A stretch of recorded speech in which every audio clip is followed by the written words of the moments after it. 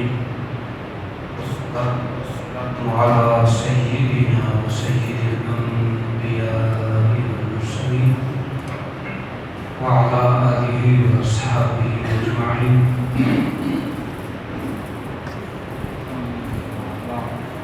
أعوذ بالله من الشيطان الرجيم. بسم الله الرحمن الرحيم. لا تحسبن الذين قتلوا في سبيل الله أمواتا بل أحياء عند ربهم يرزقون. بسم الله الرحمن الرحيم. يا أيتها النفس المطمئنة ارجعي إلى ربك راضية مرضية فادخلي في عبادي وادخلي جنتي. صدق الله العظيم وصدق رسوله النبي الكريم. قال الله تبارك وتعالى في القرآن المجيد والفرقان الحميد في شأن حبيبه مخبرا وحاكما إن الله وملائكته يصلون على النبي يا أيها الذين آمنوا صلوا عليه وسلموا تسليما. الصلاة والسلام عليك يا سيدي يا رسول الله وعلى آلك وأصحابك يا سيدي يا حبيب الله. الصلاة والسلام عليك يا شفيع المذنبين وعلى آلك وأصحابك يا رحمة للعالمين. سیلاب دیکھتا ہوں تو یہ سوچتا ہوں میں، سیلاب دیکھتا ہوں تو یہ سوچتا ہوں میں، پانی بھٹک رہا ہے تلاش حسین میں. سبحان اللہ. پانی بھٹک رہا ہے تلاش حسین میں. وہ کون کہتا ہے کہ پانی کو ترستے تھے حسین؟ کون کہتا ہے کہ پانی کو ترستے تھے حسین؟ ان کے ہونٹوں کو ترستا رہا پیاسا تھا. ان کے ہونٹوں کو ترستا رہا پیاسا پانی. نہایت پر احترام سامعین کرام، اللہ جل مجدہ کی توفیق اور تاجدار ختم نبوت صلی اللہ علیہ وآلہ وسلم کی نعرہ اقدس کے صدق سے زندگی میں ایک بار پھر ذکر حسین کا موقع مل رہا ہے. اتنی عظیم قربانی ہے آقا حسین رضی اللہ تعالیٰ عنہ کی کہ اس پہ جتنا فخر کیا جائے وہ کم ہے. اس پر رونا نہیں بنتا ہے. کچھ لوگوں نے کہا ہے، بڑے بڑے نام ہیں جنہوں نے کہا ہے کہ جو غم حسین میں روتا نہیں اس کا ایمان مکمل نہیں. بڑے بڑے لوگوں نے کہا ہے. لیکن اگر آپ چند دن پہلے اپنے ہی میڈیا پر دیکھیں تو ایک گاؤں کی خاتون ہے، میڈیا اس کے گھر پہنچتا ہے اور پوچھتا ہے کہ اماں جی بتائیں آپ کا بیٹا پاکستان پر قربان ہو گیا ہے، آپ کے کیا تاثرات ہیں؟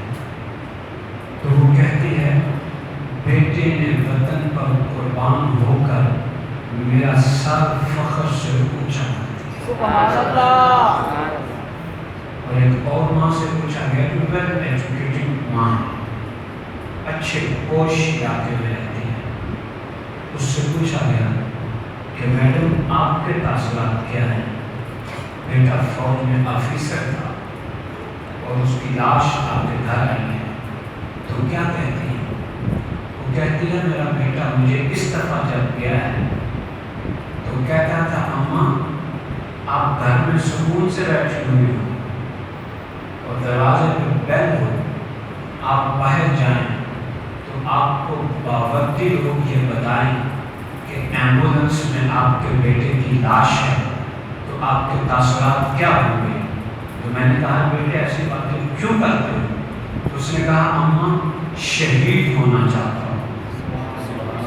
میرے بیٹے نے شہید ہو کر نہ صرف خود زندہ و جاوید ہو گیا ہے بلکہ میرا نام بھی اس نے بلند کر دیا۔ سبحان اللہ۔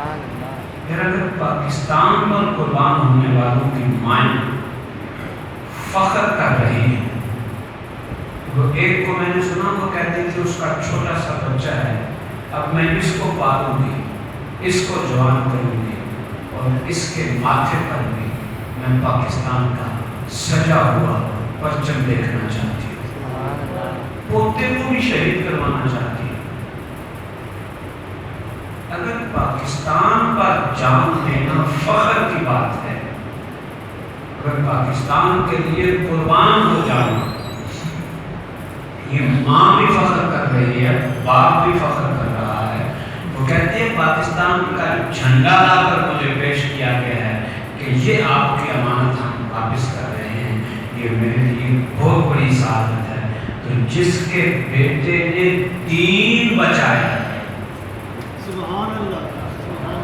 ان بیٹوں نے پاکستان کی حفاظت کرتے ہوئے جان دی ہے۔ جملہ تھوڑا سا سخت ہو جائے گا، پاکستان بچایا نہیں انہوں نے۔ یہ جو 2-4-5 دنوں میں لوگ پچھلے ہفتے میں جو شہید ہوئے ہیں، پاکستان بچاتے ہوئے جان دی ہے۔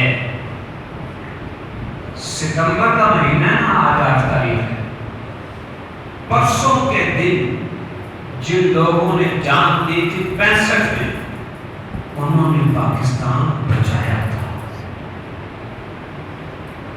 انہوں نے جو 1965 6 ستمبر کو جنہوں نے جان دی تھی، انہیں کہہ سکتے ہیں کہ انہوں نے پاکستان بچایا تھا، کہ دشمن نے اپنے طور پر سمجھا کہ پاکستان میں شیر سوئے ہوئے ہیں، ان پر حملہ کر دو، ان کو زیر کر دیں گے۔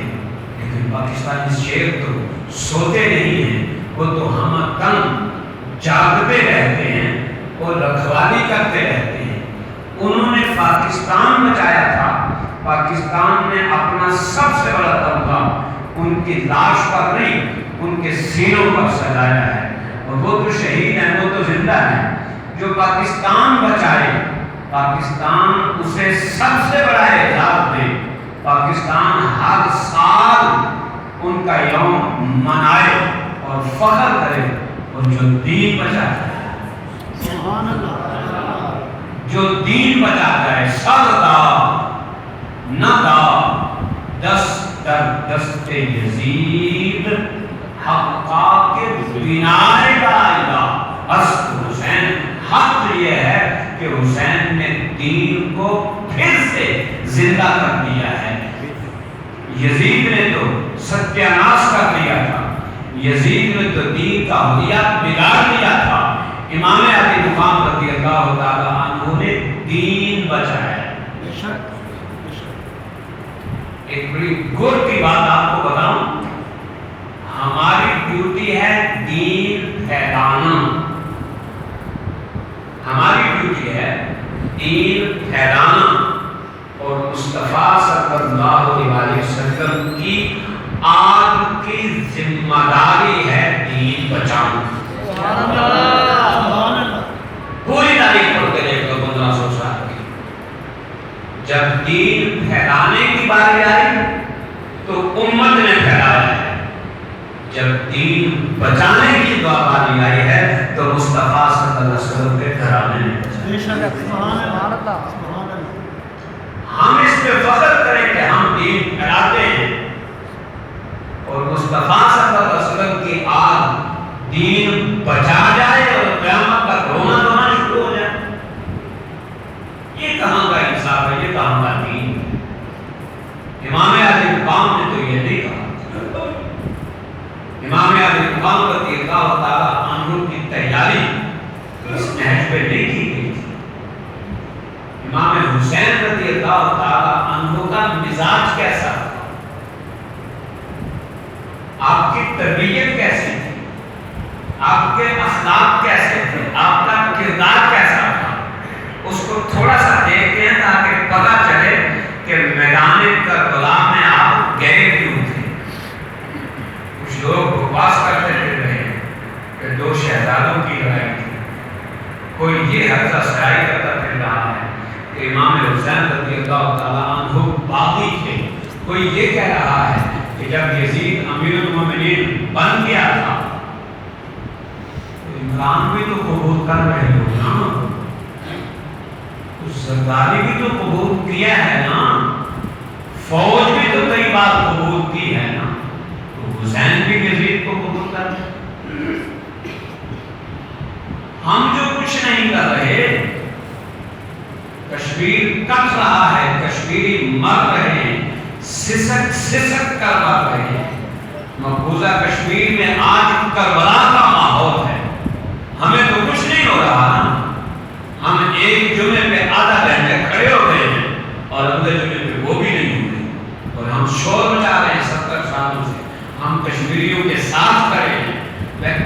وہ جو یہ دین سمجھتا ہے نا کہ جیسے ہم کھڑے ہیں کشمیریوں کے ساتھ، ایسے سمجھتے ہیں کہ حسین بھی کہتے کہ میں کھڑا ہوں مسلمانوں تمہارے ساتھ، پریشان نہیں ہونا۔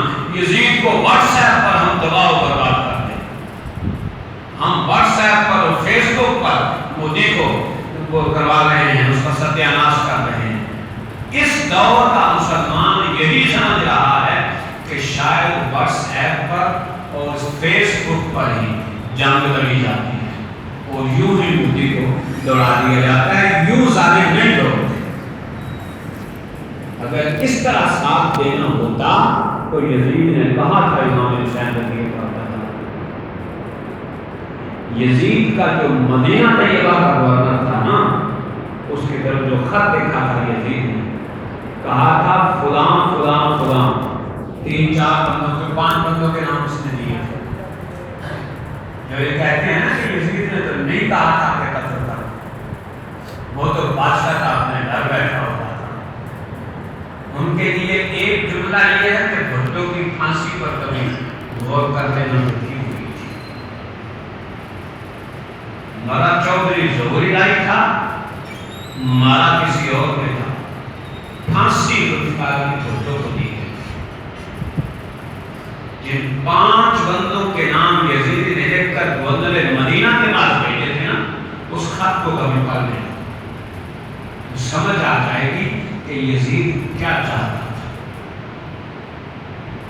صرف 5 بندوں کے نام لکھے تھے، ایک کا کہا تھا جہاں ملے فوراً قتل کر دیں، اور اس کی لاش کو 3 دن تک مدینہ میں لٹکائے رکھنا۔ ایک کے بارے میں کہا گیا تھا کہ اگر قابو آ جائے تو چھوڑنا نہیں ہے، تب تک نہیں چھوڑنا جب تک مان ہو جائے۔ 2 کے بارے میں کہا بوڑھے ہیں، دھمکی لگاؤ گے تو وہ چپ کر جائیں گے، مارنا ہونا نہ ہمیں کچھ نہ کہیں گے۔ امام علی مقام کے بارے میں اس نے لکھا تھا کہ حسین ابن علی اسے بلانا، یہ آفرز دینا، اگر مان جائے تو اس کے گھر میں بند کر دینا، اور اگر نہ مانے تو تجھے اختیار ہے زندہ یا مردہ مجھ تک پہنچا۔ اس کا کیا مطلب ہوتا ہے کہ شہید نہیں کرنا، زندہ یا مردہ مجھ تک پہنچانا ہے۔ یزید کا لیٹر آج بھی پہنچانا ہے۔ اگر یزید کو پریشانی کوئی نہیں تھی، اگر یزید امیر المومنین تھا، اگر یزید مسلمان تھا، اگر یزید دین کی خدمت کرتا تھا، اگر وہ سارا کچھ ٹھیک تھا، تو امام حسین رضی اللہ عنہ کو مروانے کی کیا ضرورت؟ کشمیریوں کا قصور کیا ہے؟ کشمیر پاکستان کا پرچم اپنے جسم پر لپیٹ کر اکیلا بندہ کھڑا ہو کے کہتا ہے بن کے رہے گا، کشمیر بنے گا پاکستان. اسے زیادہ محبت ہے پاکستان سے یا مجھے زیادہ محبت؟ میں تو وہ راستہ چھوڑ دیتا ہوں جس راستے پر کشمیر ریلی نکلی ہو. میں کہتا ہوں مجھے جلدی فیصلہ آباد جانا ہے، اوپر سے اوپر چلنا. مجھے تو پیار نہیں ہے پاکستان سے. پاکستان سے پیار اسے ہے جو بالکل نہتا پاکستان کا پرچم پکڑ کے گولیوں کے سامنے کھڑا ہو کے کہتا ہے کشمیر بنے گا پاکستان. اس کو مارا جاتا ہے، اس کو گولیاں ماری جاتی ہیں، وجہ پاکستان کی بات کرتا ہے. یزید اگر اسلام کی بات کرتا ہوتا تو امام علی مقام رضی اللہ تعالیٰ عنہ کو مروانے کی بات نہ کرتا، انہیں قید کرنے کی بات نہ کرتا. اپنے گورنر سے کہتا میں یہ احکام بھیج رہا ہوں، ان کے مطابق مدینہ چلانا ہے، جہاں کہیں پریشانی ہو جائے تیرے پاس حسین موجود ہیں، ان کے قدموں میں جانا چلانا چاہیے. پھر تو ہم سمجھتے کہ یزید امیر المومنین تھا، پھر تو ہم سمجھتے کہ یزید مسلمان تھا، پھر تو ہم سمجھتے کہ یزید مسلمانوں کا حکمران بننے کے قابل تھا. جب وہ پہلا حکم ہی یہ دے رہا ہے کہ حسین کو زندہ یا مردہ مجھ تک پہنچانا ہے، تو اس کا مطلب ہے خطرہ حسین سے ہے. کیوں؟ حسین نے بچپن میں اپنی ماں کو یہ اوتھ دیا ہوا ہے کہ اماں آج اگر میں نے نانا کا سجدہ اتنا طویل کر دیا ہے کہ 70 سجدے ہو سکتے تھے تو اماں مجھے معاف کر دینا، اگر کبھی نانا کے دین کو ضرورت پڑی تو حسین ایک نہیں 70 نہیں 72 جانیں قربان کرے گا نانا کے دین پر آنچ نہیں آنے. سبحان اللہ. تیاری کو دیکھو. میں آپ کو جناب قاسم دکھاتا ہوں. لوگ تو پرسوں ان کی مہندی دیکھنے نکلے ہوئے تھے نا، عقل ہی ماری گی، مرد ہی ماری گی. عربوں میں آج تک مہندی کا رواج نہیں ہے. جہاں آپ کو پینے کا پانی نہیں ملتا وہاں مہندی بولنے کے لیے پانی ملتا ہے. جہاں پانی تھوڑا ہو شریعت کہتی ہے پینے کے لیے رکھ دو، وضو کی جگہ پر تیمم کر دو. پانی تھوڑا ہے، آپ سفر پہ جا رہے ہیں، پینے کے لیے رکھ دو. لیکن یہ کہ آپ نے نماز پڑھنی ہے، عبادت کرنی ہے، اس کے لیے تیمم کر دیں. جنہیں پینے کو پانی نہیں ملا پوچھو کشمیریوں سے، ان کو 35 دن ہو گئے اندر بند ہوئے. انہیں پوچھو پانی کی کیا قدر ہے، انہیں پوچھو کسی کی شادی ہو رہی ہے، انہیں پوچھو کسی کی مہندی نکل رہی ہے، انہیں پوچھو کسی کا نکاح ہو رہا ہے، جان کے دعوے پڑے ہوئے. جناب قاسم رضی اللہ تعالیٰ عنہ جناب امام حسین رضی اللہ عنہ کے پاس جاتے ہیں. جب سارے خادم اور غلام جانے دے چکے ہیں، اہل بیت مصطفیٰ صلی اللہ علیہ وسلم کے 16 افراد میدان کربلا میں گئے اور 6 بندے جو ہیں وہ شہید ہوئے اہل بیت کے 72 میں سے. باقی صحابہ کی اولادیں تابعین ہیں، امام علی مقام رضی اللہ تعالیٰ عنہ کے غلام ہیں، آپ پر جان نشاور کرنے والے مسلمان. جب وہ سارے شہید ہو گئے تو حضرت قاسم جاتے ہیں امام حسین رضی اللہ عنہ کے پاس کہ چچا اب مجھے اجازت دیجیے، تیاری دیکھیں. میں امام حسین رضی اللہ عنہ کے تھوڑی سی سیرت آپ کو سنانا چاہتا ہوں، تیاری کیسے کی. میدان کربلا 60 سے زیادہ لوگ شہید ہو چکے ہیں. جناب قاسم 16 یا 17 سال کی عمر. چچا کے پاس جاتے چچا ہوں اجازت دیجیے. اب سینے سے لگا کے فرماتے بیٹے نہیں، تو میرے بڑے بھائی کی نشانی ہے ایسے تو کہا نہیں، آپ کی محنت بہت کرنے کی بہت محنت کی آپ نے. انہیں یاد آیا کہ ان کے ابا جی نے ایک تعویذ ان کے بازو کے ساتھ باندھا ہوا تھا، امام حسن رضی اللہ تعالیٰ، اور ساتھ نصیحت کی کہ پتر جب انتہائی مشکل حالات میں پھنس جائے سمجھ نہ آئے کہ کیا کرنا ہے تو پھر جانا اکیلا ہو تعویذ کھولنا اور اسے کھول کے پڑھنا، پتر جو اس پہ لکھا ہو اس پہ عمل کرنا چاہے تجھے جان دے. سبحان اللہ. چچا کی محنت قطع کیا نہیں مانی، خیمے میں چلے گئے، جا کے تعویذ کھولا، اس کو کھول کے پڑھا. لکھا تھا بیٹے قاسم جب میرا حسین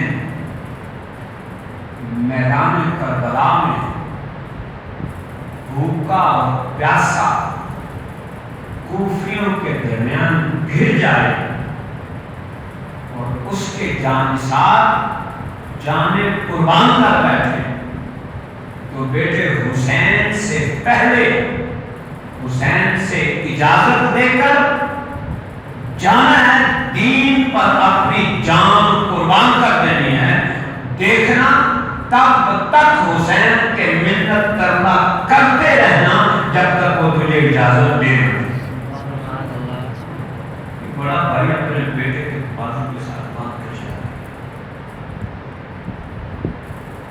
ان کے بیٹے اگر شہید ہو جائیں تو یہ روئیں،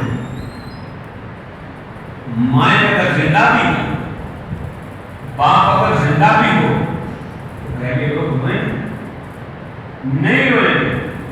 تعویذ کھولا، اس کو دیکھا، پڑھا اور پھر چچا کی بارگاہ میں جا کر پیش کر دیا. چچا حضور ابا جی نے یہ فرمایا تھا، آپ یہ پڑھ لیں اور مہربانی فرمائیں مجھے اجازت. وہ جانتے ہیں کہ میں یہاں کیا کرنے آیا ہوں. امام حسین رضی اللہ تعالیٰ یہ غلط ہے کہ جس کو دھوکے سے کوفے بلایا گیا، جس کو بیٹھے بٹھایا سے لایا گیا. نہیں، نکات امام حسین کو دے سکتے یخادعون اللہ والذین آمنوا وما یخدعون الا انفسهم. دھوکہ تو ہم مسلمانوں کو نہیں دے سکتے، دھوکہ تو کوئی بندہ عام مسلمان کو نہیں دے سکتا کہ جائے کہ اللہ کو دھوکہ دے اور پھر امام حسین رضی اللہ عنہ کو دھوکہ دے. وما یخدعون الا انفسهم ولکن لا یشعرون. یہ تو حالات پیدا کیے جاتے ہیں تاکہ کل کو کوئی بندہ یہ کہہ کر بچ نہ جائے، چھوٹ نہ جائے کہ مجھے تو پتا نہیں تھا، مجھے پتا نہیں تھا. تیرے سارے کام ہم نے پورے کیے. حضرت ہر اسے پتا نہیں تھا.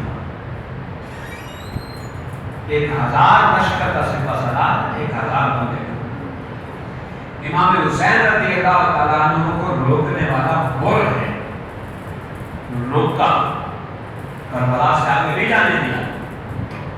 جتنی آپ نے آفرز دی نہیں قبول کی، کہا آپ کو یہی رکنا ہے، وہی رکے. آپ کے پیچھے نمازیں پڑھی، آپ کے پیچھے نمازیں پڑھی اور یہ پیغام امام علی مقام کا آگے پہنچاتا رہا. ابن سعد کا تو باقی تھا. جب 10 کو ابن سعد نے کہا کہ ہر سب سے آگے تو ہے، تیری فوج حسین کے خلاف لڑے، تو اس نے کہا واقعی حسین کے خلاف لڑنا ہے؟ ہاں ہاں ہاں لڑنا ہے. کہا تجھے حیا نہیں آتا؟ پھر کون ہے حسین، جانتا نہیں تو؟ حسین ابن علی ابن بنت رسول اللہ صلی اللہ علیہ وسلم ہے، تجھے پتا نہیں؟ ابن سعد کہتا ہے اور مجھے تو پتا ہے، میں تو مانتا ہوں تیرا جو بادشاہ ہے وہ نہیں مانتا، ابن سعد ہے، تیرا بادشاہ نہیں مانتا۔ اس نے کہا مجھے نہیں امید تھی کہ تم لوگ اتنے بے غیرت ہو جاؤ گے، میں ایمان کا سودا نہیں کر سکتا۔ جب وہ اس سے مل کے واپس پڑتا ہے نا اپنے لشکر میں، تو اس کے لشکر کا ایک سپاہی ہے، وہ اسے پوچھتا ہے وہ تیرے چہرے پہ ہوائیاں اڑ رہی ہیں؟ مجھے تو جب کوئی پوچھتا تھا کہ کوفے کا بہادر انسان کون ہے تو تیرے علاوہ میں کسی کا نام ہی زبان پر نہیں آتا تھا، یہ تو نے کیا کیا، یہ تیرے چہرے کو کیا ہوا ہے؟ اس نے کہا تجھے پتا نہیں، ابن سعد کہہ رہا ہے حسین ابن علی کے خلاف کرنا ہے۔ میں پریشان ہو گیا، ایک طرف جنت ہے ایک طرف جہنم ہے، اور درمیان میں کھڑا ہے، فیصلہ نہیں کر رہا کہ کیا کروں۔ لیکن یاد رکھنا وہ اتنا پاگل نہیں ہے کہ جہنم لے لے اور جنت چھوڑ دے، ہر چیز نہیں، میں جنت نہیں چھوڑ سکتا، میں ابھی جاؤں گا یہ فوج چھوڑتا ہوں۔ ایک لڑائی اور امام علی بات کرنے، سبحان اللہ۔ وہاں جا کر ان سے معافی مانگو، اس نے پوچھا ہے کہ میں نے آپ کو روکا ہے، میں نے آپ کو 3 دن تک آگے نہیں جانے دیا، کیا میرا گناہ معاف ہو سکتا ہے؟ مجھے علم نہیں تھا کہ یہ لوگ آپ کو شہید کرنے والے ہیں، مجھے آج پتا چلا ہے، تو آج میں فوج چھوڑ کر آپ کے قدموں میں آ گیا ہوں، تو کیا مجھے معافی مل سکتی ہے؟ یہ سخی ہے، یہ سخی ابن سخی ہے، یہ شیر ہے، یہ مصطفیٰ صلی اللہ علیہ وسلم کے شیر ہے۔ کہا ہاں اللہ بڑا مہربان ہے، اگر تجھے اب بھی ہوش آ گئی ہے تو اللہ تجھے معاف فرمائے۔ سبحان اللہ۔ آپ نے بتایا نیچے اتر سکتا، اب نیچے اتروں، اب نہیں نیچے اتروں گا، اب میں تک گھوڑے سے نیچے نہیں اتروں گا جب تک میں شہید ہو کر گر نہیں جاؤں۔ پہلا شہید جو امام حسین رضی اللہ عنہ کی فوج کا ہے وہ فوج اعداء کا، یزید کی فوج کا سپہ سالار ہے، وہ آیا ہے امام علی مقام کے پاس، معافی مانگی ہے، توبہ کی ہے، اور سب سے پہلے اس نے جان دی۔ اگر امام حسین رضی اللہ تعالیٰ عنہ کو دشمن کی فوج کا سپہ سالار مل سکتا ہے، اگر حکومت چاہتے ہوتے تو آپ کو مسلمان نہ ملتا، مسلمان تو آپ کے پیچھے پیچھے دیکھے نہ جائیں نہ جائیں نہ جائیں۔ آپ یہ کہہ کر آ رہے ہیں میں تبلیغ کرنے جا رہا ہوں، میں دین بچانے جا رہا ہوں، اب دین بچانے کے لیے جان دینی بھی پڑے تو یہ تو قیمت ہی بڑی سستی ہے۔ ایک بات ذہن میں رکھیں، جب دین بچانا ہو، جب ایمان بچانا ہو، جب تحفظ ناموس رسالت کرنی ہو تو جذبہ پتہ کیا ہوتا ہے؟ ہمارے لوگ کہتے ہیں جان قربان کر دیں گے، یہ جذبہ نہیں ہے۔ جذبہ یہ ہے کہ جو دین کا حلیہ بگاڑ رہا ہے، جو عقیدہ ختم نبوت پر نقب لگا رہا ہے، جو مصطفیٰ صلی اللہ علیہ وسلم کی شان کو کم کرنے کی اپنی سی کوشش کر رہا ہے، میں جا رہا ہوں اس کی جان لینے کے لیے، اپنی جان دینے کے لیے نہیں، میں جا رہا ہوں اس کی جان دینے کے لیے۔ اس کی جان لیتے لیتے اگر اپنی جان دینے کی پڑے تو کوئی پرواہ نہیں، لیکن اسے معاف نہیں کروں گا، دین بچا کے ہٹوں گا، عقیدہ بچا کے ہٹوں گا، ایمان بچا کے۔ یہ جذبہ ہے امام علی مقام رضی اللہ تعالیٰ عنہ دین بچانے گئے۔ اب دین بچاتے ہوئے اگر جان چلی جائے نو ٹینشن، بچے چلے جائیں نو پرابلم، سارا کچھ رک جائے نو ٹینشن، وجہ مقصد حاصل ہو گیا تو پھر بے شک جان بھی ہے۔ 1400 سال تو ہو گئے، یزید نام نہیں کوئی رکھواتا آج تک، حسین حسین ہو رہی ہے، کہیں ایسا نہیں۔ کچھ بدبخت ہیں جو یزید کو آج بھی حق پر مانتے ہیں، ان کے لیے بڑا آسان سا جواب ہے کہ چلو اللہ کرے تمہارا حشر یزید جیسا ہو جائے اور قیامت میں یزید کے ساتھ اٹھائے جاؤ، اور ہمارا حشر حسین کے غلاموں جیسا ہو جائے اور کل غلامان حسین میں اٹھائے جاؤ۔ یہ تو بڑا آسان سا حل ہے، لیکن امام حسین رضی اللہ تعالیٰ عنہ حکومت لینے میں دین بچانے کے لیے حکومت کا ان کے سامنے حیثیت کیا ہے؟ امام حسین رضی اللہ عنہ کے سامنے حکومت کی حیثیت کیا ہے؟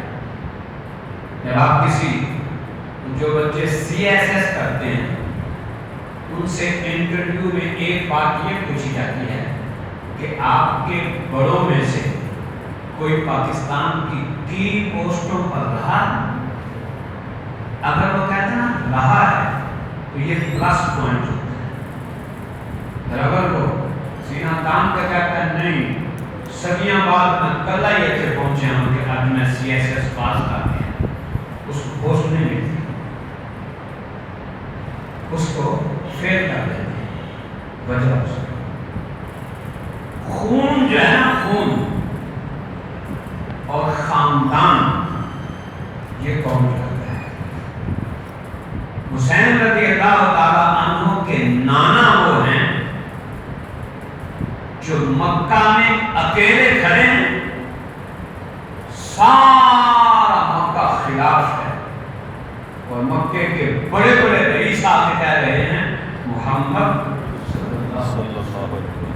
اگر دولت چاہتے ہو تو انبار بنا دیتے ہیں، حکومت چاہتے ہو مکہ کا والی بنا دیتے ہیں، کسی حسین و جمیل لڑکی سے نکاح چاہتے ہو جس پہ ہاتھ رکھو اس کے ساتھ نکاح کرا دیں۔ یہی تین چیزیں ہوتی ہیں نا بڑی، تو امام الانبیاء صلی اللہ علیہ وسلم کیا فرماتے ہیں کہ پاگلو یہ تو چیز ہی کوئی نہیں جو آپ تم نے دی ہے، میرے ایک ہاتھ پر سورج اور ایک پر چاند بھی رکھ دو تو دین کی خدمت سے باز نہیں۔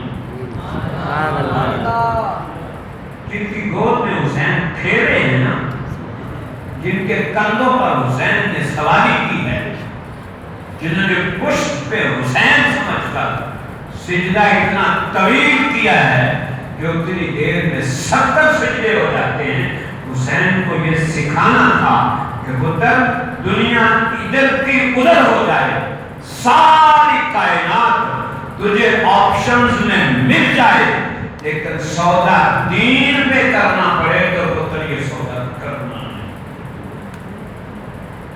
نسل آ رہی ہے، خون تو مصطفیٰ صلی اللہ علیہ وسلم کا ہے، خون تو حضرت علی رضی اللہ تعالیٰ عنہ کا ہے۔ لوگ کہتے ہیں علی کی حکومت چھین لی گئی، لوگ کہتے ہیں علی خلیفہ بلا فصل ہیں، اور پاگل علی سے تو پوچھ لو رضی اللہ تعالیٰ عنہ سے کہ جناب آپ کیا کہتے ہیں؟ حضرت علی رضی اللہ تعالیٰ عنہ جب مسند خلافت پر آتے ہیں تو چند دنوں کے بعد کسی نے سوال کیا، اس نے کہا پچھلے 3 خلفاء کا دور بڑا مزے کا گزرا ہے، آپ جب سے آئے ہیں افراتفری ہے، ٹینشن ہے، ایجیٹیشن ہے، یہ ہے وہ ہے، کیا ہوا ہے آپ کے ساتھ؟ آپ نے جملہ ارشاد فرمایا جو سارے سوالوں کا جواب ہے، آپ نے فرمایا جو پہلے 3 خلفاء تھے ان کا مشیر میں تھا اور میرے مشیر دونوں، یعنی میں اپنی مرضی سے انہیں خلیفہ بناتا رہا ہوں، میں ان کا مشیر رہا ہوں۔ آپ کافی قضات بھی رہے ہیں تینوں خلفاء کے دور میں، آپ گورنر بھی رہے ہیں، اگر آپ ناراض تھے تو کافی قضات کی چیف جسٹس کیوں بنے؟ اگر آپ ناراض تھے تو گورنر کیوں بنے؟ آپ حضرت علی کو جانتے نہیں؟ پڑھے ذرا جا کے تاریخ کو، جب حضرت عثمان رضی اللہ عنہ کو شہید کر دیا گیا، کتنے دن دن تک مسئلہ خلافت کا بالکل فارغ رہی، کوئی بندہ اس پہ نہیں آیا. صحابہ منتیں ترلے کر رہے ہیں حضرت علی رضی اللہ عنہ کے، جناب آپ کی مہربانی، آپ سے بڑھ کر کوئی نہیں ہے جو امت کو سنبھال سکے. آپ نے بولا یہ کرسی جس پر تم نے حضرت فاروق اعظم رضی اللہ عنہ کو شہید کر دیا، یہ کرسی جس پر عثمان غنی رضی اللہ عنہ جیسا بندہ شہید ہو گیا، مجھے نہیں چاہیے یہ کرسی. اس علی کو کہا جا رہا ہے کہ علی کا حق مار دیا گیا. اس علی کا شہزادہ حسین رضی اللہ تعالیٰ عنہ کو ہے جن کے بارے میں کہا جا رہا ہے حسین مدینہ سے چلا، وہ کوفہ تک گیا جا کے لڑا کہ مجھے حکومت چاہیے. حسین کے سامنے حکومت کی کوئی حیثیت ہے؟ جس کے لیے یزید نے لاکھوں ستم کیے، جس کے لیے یزید نے لاکھوں ستم کیے، وہ تاج تو حسین کے قدموں کی دھول ہے.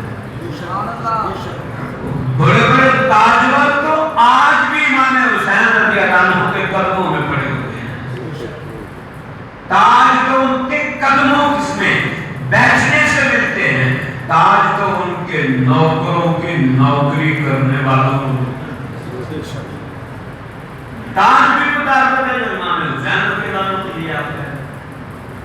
امام علی کو کام کی تربیت حضرت علی رضی اللہ تعالیٰ عنہ نے کی، جنہوں نے ساری زندگی مزدوری کی.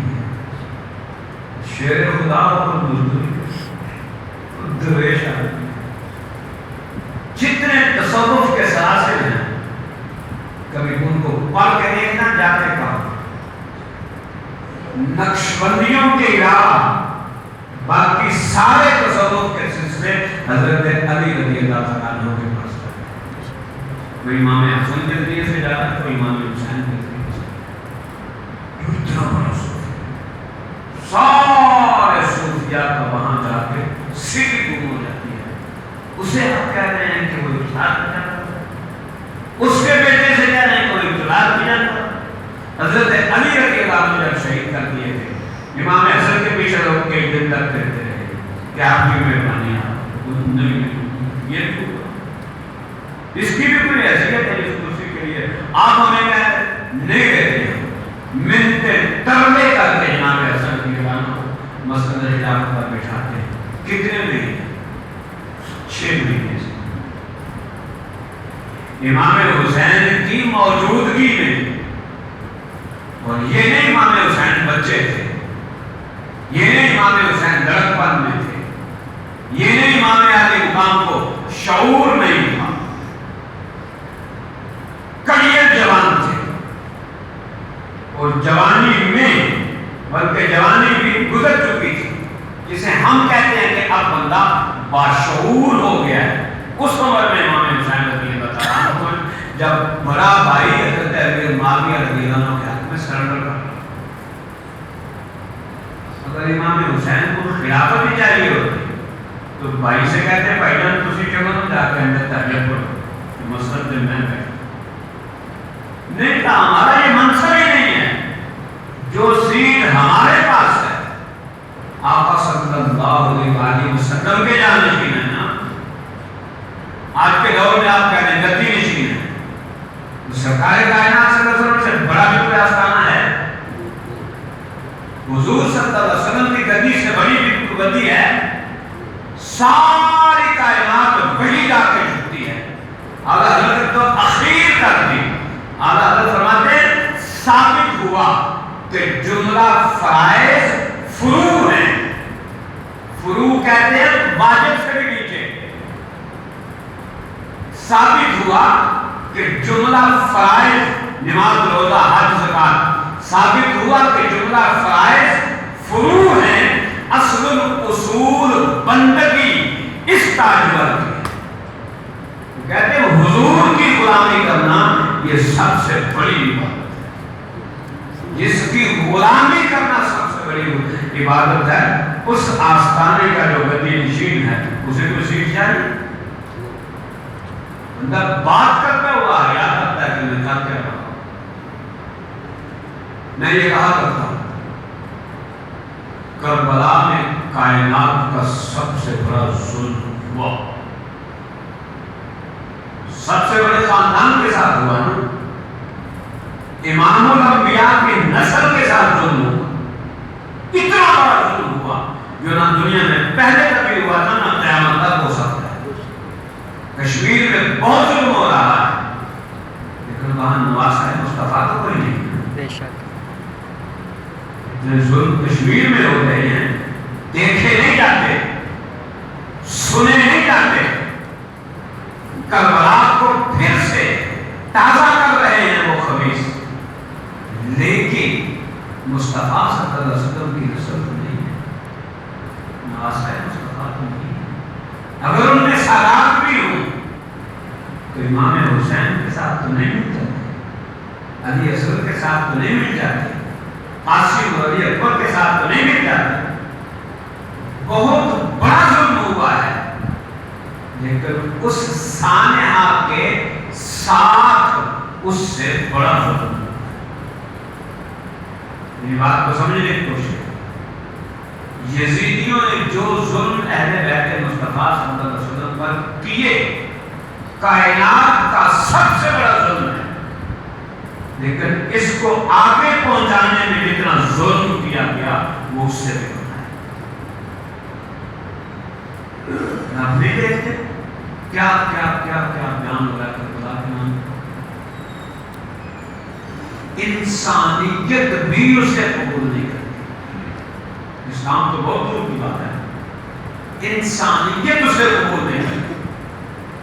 امام علی مقام رضی اللہ تعالیٰ عنہ کا یہ مقصد نہیں جو بیان کیا جاتا ہے۔ امام حسین رضی اللہ تعالیٰ عنہ مدینہ طیبہ سے چلے تھے دین بچانے، نہ اقتدار دینے کے لیے، نہ خدود والوں کے خدود دے کر آئیں ہم آپ کے ہاتھ پر بیٹھ کرتے، نہ اس لیے۔